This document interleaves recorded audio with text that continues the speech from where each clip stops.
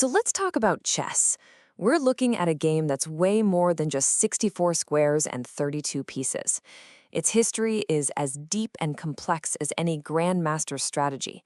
It's a battle of minds, it's a global sport, and, as we're about to see, it's a cultural force with a surprisingly turbulent story. Okay, let's jump right in. Before we get into the nitty-gritty of rules and politics, it's worth taking a second to appreciate just the sheer mythic scale of chess.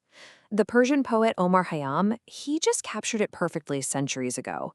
He saw life itself as this grand game where we are the pieces moved by destiny. It's this epic, almost philosophical quality, right? That's what makes chess so much more than a game. All right, so where did this so-called Game of Kings actually come from?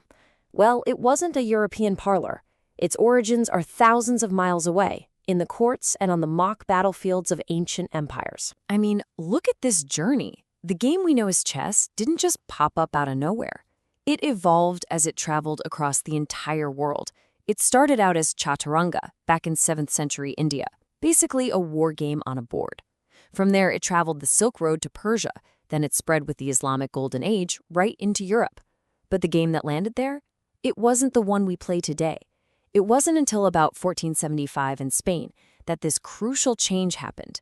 Think of it like a massive software update that created the fast, deadly game we now all know as chess. And this was the game-changing update. The old Persian pieces were, well, they were cautious. The vizier, which was the queen's ancestor, could only creep one single square at a time. The elephant made this short, kind of awkward jump. But in modern chess, whoa, they became the sweeping bishop and the absolutely all-powerful queen, a true weapon on the board. This wasn't just some small rule change. It transformed a slow, grinding siege into a lightning-fast battle. So that super fast-paced game starts spreading like wildfire. And, well, eventually, you need some order, right? That brings us to the modern era, where chess became a truly unified global sport, complete with official rules, titles, and one single organization to govern it all. That governing body is FIDE, the International Chess Federation. When it was founded in Paris way back in 1924, it chose this really powerful motto, Gens una sumos. It's Latin for, we are one family. I mean, what a beautiful idea, right? To unite every chess player on the planet into a single community. And you know what? They've largely pulled it off. Today, FIDE has 201 national federations. That makes it one of the largest sporting organizations on the entire planet. From Afghanistan to Zimbabwe, the rules are the same, which is just a huge testament to the game's universal appeal. And inside this global family, you've got this really clear ladder to climb. For any serious player, these titles, they're everything. At the very top, the pinnacle, is the grandmaster, or GM, a title that requires this staggering 2,500 rating. Below that, you've got international masters, FIDE masters, and candidate masters. You can kind of think of it like a series of black belts. Each one represents a massive leap in skill and pure dedication. Okay, so how do you actually become a grandmaster? Just hitting that high rating isn't enough. Not even close.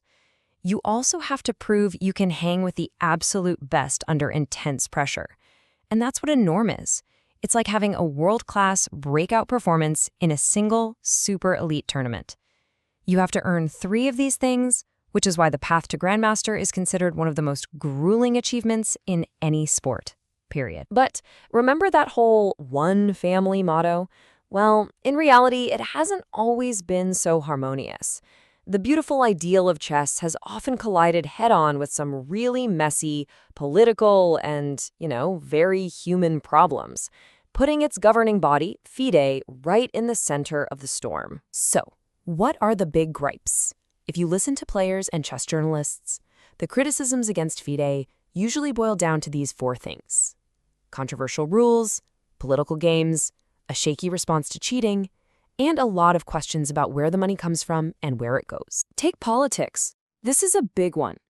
After Russia's 2022 invasion of Ukraine, FIDE suspended a top Russian grandmaster for his public support of the war. FIDE's take was that it was an ethics violation. But critics immediately pushed back, and it started this huge, fiery debate. Should a sports organization really be in the business of policing political speech? Where do you even draw that line? Then, just a year later, in 2023, another major controversy erupted. FIDE brought in a policy that restricted transgender women from competing in women's events. Now, the organization said the policy was just temporary while they reviewed it, but the backlash was immediate and loud. Human rights groups and top players called it discriminatory, and it really came down to one fundamental question.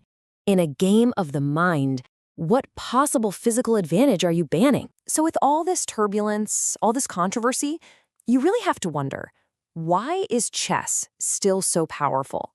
Why does this game keep having such a profound and often positive impact on people's lives? Yeah, why is chess more than a game? It's pretty clear the magic isn't just about what happens on the 64 squares. There's something else going on, something that sets it apart from almost any other sport or game out there. So, what's the secret sauce? It seems to come down to this incredible three-part recipe. First, internationalism. I mean, it's a universal language. You can play chess in a park in New York, a cafe in Cairo, a club in Mumbai. Second, status. Let's just be honest. Being good at chess is seen as a sign of intellect. It commands respect.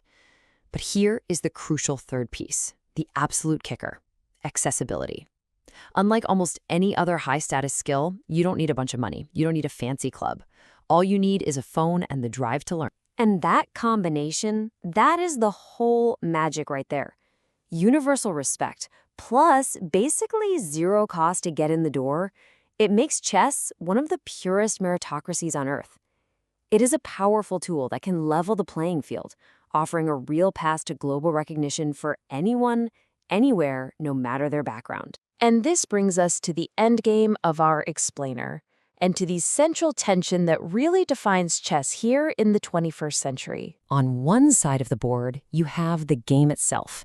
It's beautiful, it's logical. It's this nearly perfect system of pure strategy, an art form on 64 squares. And on the other side, well, you've got us, humans, with our flawed political institutions that are always struggling to live up to the very ideals of the game they're supposed to protect. Which leaves us with one final provocative question. Chess has survived just about everything: fallen empires, revolutions, world wars, you name it.